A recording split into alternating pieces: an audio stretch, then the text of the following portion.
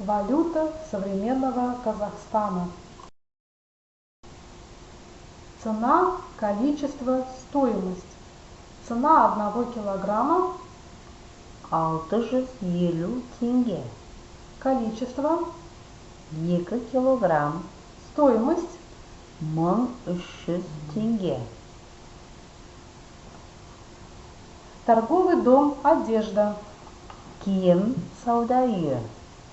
Галстук, костюм, пальто, туфли, халат, шарф, шорты, жилетке, жемпір, күртке, шәпке, көйлек, жейде, орамал, шалбар, белдемше, шұлық, аяқ киім, бәтеңке, етік, бас киім, тон. Торговый дом «Мебель», сантехника. Жиһаз, сантехника сауда үйі.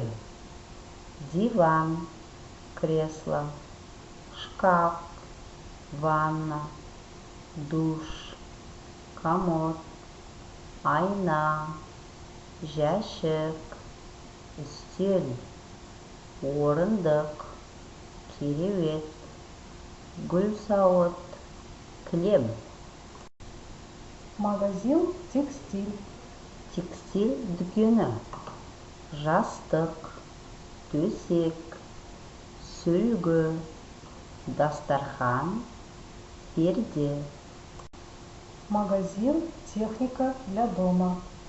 Үйге арналған техника дүкені.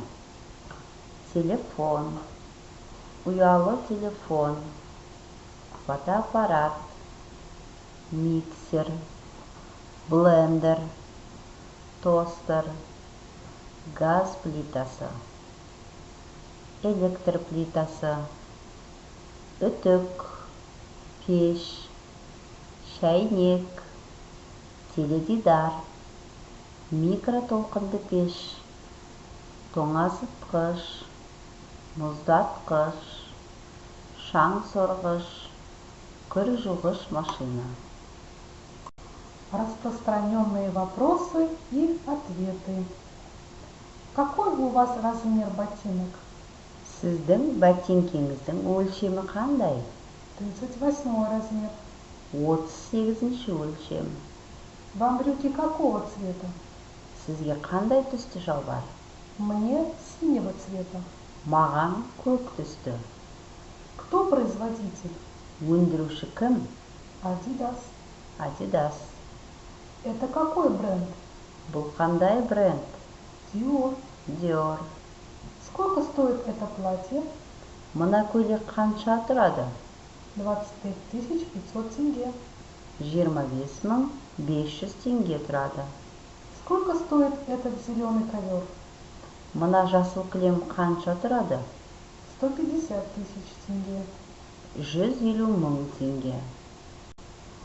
Сколько стоит холодильник Samsung? Samsung тоңазытқышы қанша тұрады? 450 000 тенге. 450 000 теңге. Здравствуйте, вам пакет нужен? Саламатсыз ба? Сізге пакет керек пе? Да, нужен. Иә, керек. Сколько пакетов нужно? Қанша пакет керек? 2 больших пакета. 2 үлкен пакет. С вас 18 540 тенге. Вы будете оплачивать наличными или банковской картой? Сізден 18 540 теңге. Сіз қолма-қол немесе банк картасымен төлейсіз бе? Я оплачу по QR. QR-мен төлеймін. Какова зарплата бухгалтера? Есепшінің еңбекақысы қанша? Зарплата бухгалтера 200 000 тенге. Есепшінің еңбекақысы 200 000 теңге. В магазине есть миксер? Дүкенде миксер бар ма? Да, есть. Иә, бар. Ты сейчас покупаешь блендер? Сен қазір блендер сатып аласың ба? Нет, не беру. Жоқ, мен алмаймын. При правописании глаголов в утвердительной начальной форме на конце всегда пишется суффикс «у». Например, Тапсырыс беру. утвердительная повелительная форма образуется простым отсечением суффикса «у». Тапсырыс бер. Отрицательная начальная форма глаголов образуется путем присоединения к утвердительной начальной форме таких суффиксов отрицания, как ма, ме, ба, бе, па, пе. Тапсырыс бермеу. Отрицательная повелительная форма образуется простым отсечением суффикса «у». Тапсырыс берме. Қуыру. Қуыр. Қуырмау. Қуырма. Турау. Тура. Турамау. Турама. Есептеу. Есепте. Есептемеу. Есептеме. Тісісу. Тіс ыс. Тіс ыспау. Кір жуу. Кір жуу. Кір жумау. Кір жума. Тексеру. Тексер. Тексермеу. Тексерме. Асығу. Асық. Асықпау. Асықпа. Тоқтау. Тоқта. Тоқтамау. Тоқтама. Арзандау. Арзандамау. Қымбаттау. Қымбаттамау. Жұмсау. Жұмса. Жұмсамау. Жұмсама.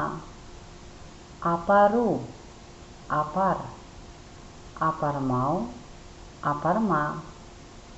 Өту. Өт.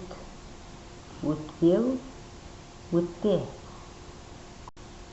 По учебнику выполните сначала задание «Проверь себя», затем письменно выполните 8 заданий, домашнее задание и выучите новые казахские слова и выражения по теме «Казахские единицы измерения».